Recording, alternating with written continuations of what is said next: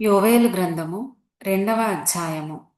సియోను కొండ మీద బాకా ఊదుడి, నా పరిశుద్ధ పర్వతము మీద హెచ్చరిక నాదము చేయుడి. యెహోవా దినము వచ్చుచున్నదనియు అది సమీపమాయననియు దేశ నివాసులందరూ వణకుదురుగాక.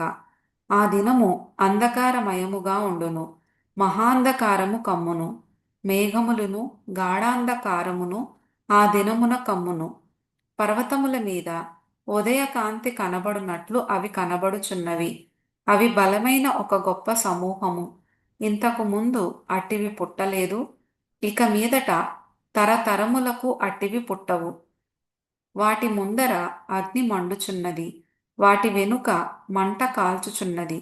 అవి రాక మునుపు భూమి ఏదెను వనము వలె ఉండెను.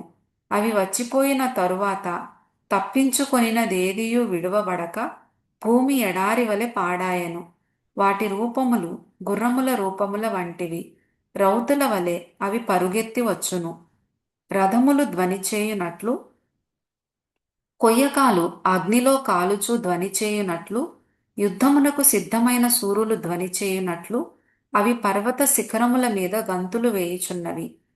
వాటిని చూచి జనములు వేదన నొందును, అందరి ముఖములు తెల్లబారును.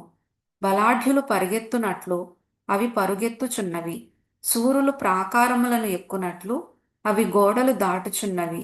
ఇటు అటు తిరగకుండా అవన్నీయు చక్కగా పోవుచున్నవి. ఒకదాని మీద ఒకటి త్రొక్కులాడక అవన్నీయు చక్కగా పోవుచున్నవి. ఆయుధముల మీద పడినను త్రోవ విడువవు. పట్టణములో నఖముఖాల పరిగెత్తుచున్నవి, గోడల మీద ఎక్కి ఇండ్లలోనికి చొరబడుచున్నవి. దొంగలు వచ్చినట్లు కిటికీలలో గుండా జొరబడుచున్నవి. వాటి భయము చేత భూమి కంపించుచున్నది, ఆకాశము తత్తరించుచున్నది. సూర్యచంద్రులకు తేజోహీనత కలుగుచున్నది, నక్షత్రములకు కాంతి తప్పుచున్నది. యెహోవా తన సైన్యమును నడిపించుచు ఉరుము వలె గర్జించుచున్నాడు. ఆయన దండు బహు గొప్పదై ఉన్నది, ఆయన ఆజ్ఞను నెరవేర్చునది బలము గలది. యెహోవా దినము బహు భయంకరము, దానికి తాళగలవాడెవడు? ఇప్పుడైనను మీరు ఉపవాసముండి కన్నీరు విడుచుచు దుఃఖించుచు మనఃపూర్వకముగా తిరిగి నా యొద్దకు రండి. ఇదే యెహోవా వాక్కు. మీ దేవుడైన యెహోవా కరుణా వాత్సల్యములు గలవాడును, శాంతమూర్తియు, అత్యంత కృపగలవాడునై ఉండి తాను చేయనుద్దేశించిన కీడును చేయక పశ్చాత్తాపపడును గనుక మీ వస్త్రములను కాక మీ హృదయములను చింపుకొని ఆయన తట్టు తిరుగుడి. ఒకవేళ ఆయన మనస్సు త్రిప్పుకొని పశ్చాత్తాపపడి మీ దేవుడైన యెహోవాకు తగిన నైవేద్యమును పానార్పణమును మీకు దీవెనగా అనుగ్రహించును. అనుగ్రహింపడని ఎవడు చెప్పగలడు? సియోనులో బాకా ఊదుడి, ఉపవాస దినము ప్రతిష్ఠించుడి, వ్రతదినము నియమించి ప్రకటన చేయుడి. జనులను సమకూర్చుడి, సమాజ కూటము ప్రతిష్ఠించుడి, పెద్దలను పిలువనంపించుడి, చిన్నవారిని స్తన్యపానము చేయు బిడ్డలను తోడుకొని రండి. పెండ్లి కుమారుడు అంతఃపురములో నుండియు పెండ్లి కుమార్తె గదిలో నుండియు రావలయును.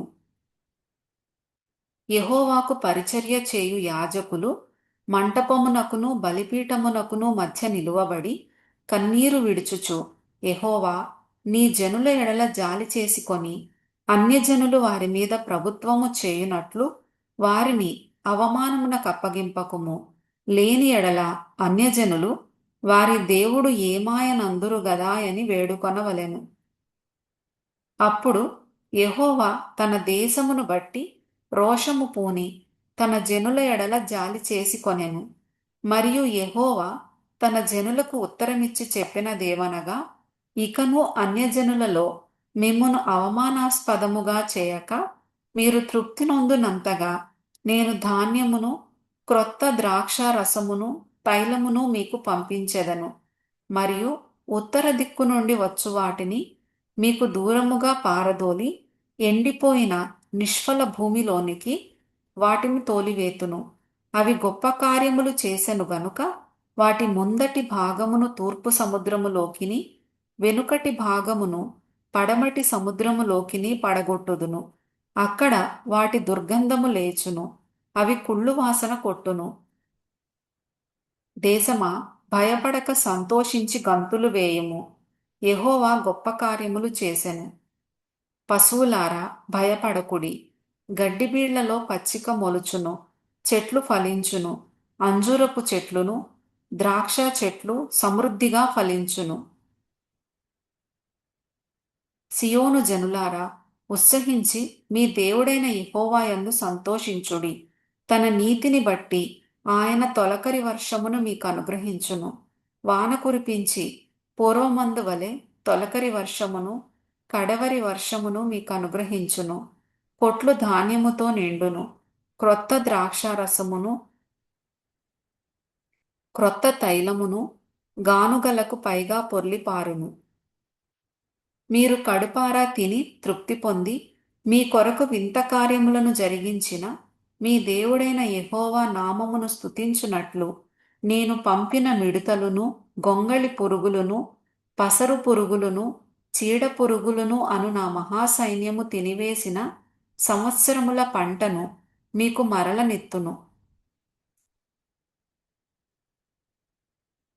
నా జనులు ఇక నెన్నటికినీ సిగ్గునందరు. అప్పుడు ఇశ్రాయేలీల మధ్యనున్నవాడను నేనే అనియు, నేనే మీ దేవుడైన యెహోవాననియు, నేను తప్ప వేరు దేవుడొకడునూ లేడనియు మీరు తెలిసికొందురు. నా జనులు ఇక నెన్నడునూ సిగ్గునొందక యుందురు. తరువాత నేను సర్వజనుల మీద నా ఆత్మను కుమ్మరింతును. మీ కుమారులను మీ కుమార్తెలను ప్రవచనములు చెప్పుదురు. మీ ముసలివారు కలలు కందురు. మీ యవ్వనులు దర్శనములు చూతురు. ఆ దినములలో నేను పనివారి మీదను పనికత్తెల మీదను నా ఆత్మను కుమ్మరింతును. మరియు ఆకాశమందును భూమి అందును మహత్కార్యములను అనగా రక్తమును అగ్నిని ధూమస్తంభములను కనుపరచెదను. యెహోవా యొక్క భయంకరమైన ఆ మహాదినము రాకముందు సూర్యుడు తేజోహీనుడగును, చంద్రుడు రక్తవర్ణమగును. యెహోవా సెలవిచ్చినట్లు సియోను కొండ మీదను యెరూషలేములోను తప్పించుకొనిన వారుందురు. శేషించిన వారిలో యెహోవా పిలుచువారు కనబడుదురు. ఆ దినమున యెహోవా నామమును బట్టి ఆయనకు ప్రార్థన చేయు వారందరూ రక్షింపబడుదురు.